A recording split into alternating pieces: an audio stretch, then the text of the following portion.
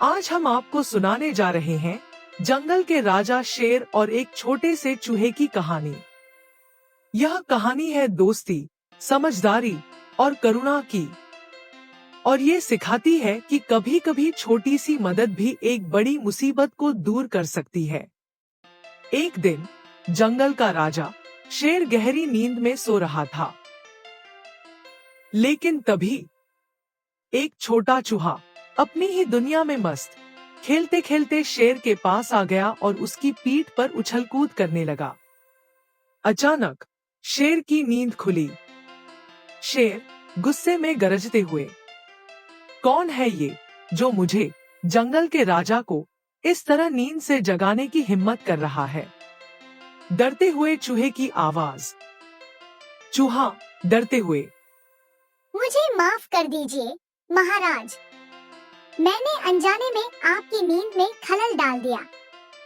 कृपया मुझ पर दया करें। अगर आप मुझे छोड़ दें, तो शायद एक दिन मैं भी आपकी मदद कर सकूं।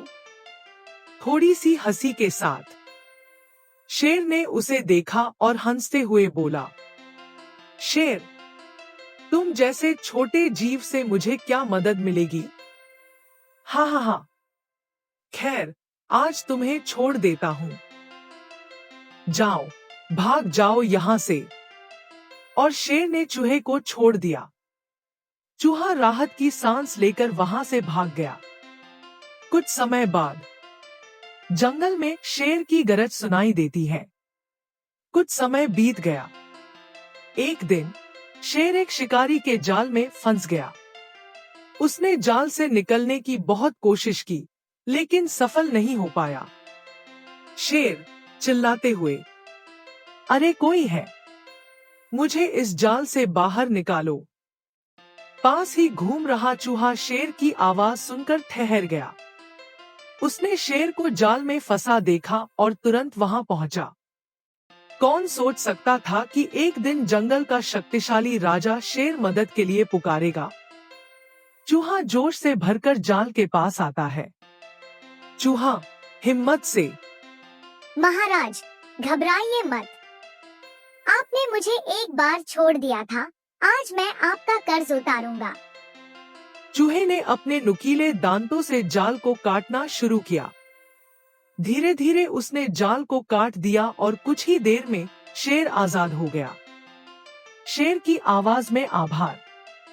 शेर आश्चर्य और आभार के साथ, तुमने सच में मेरी जान बचाई छोटे।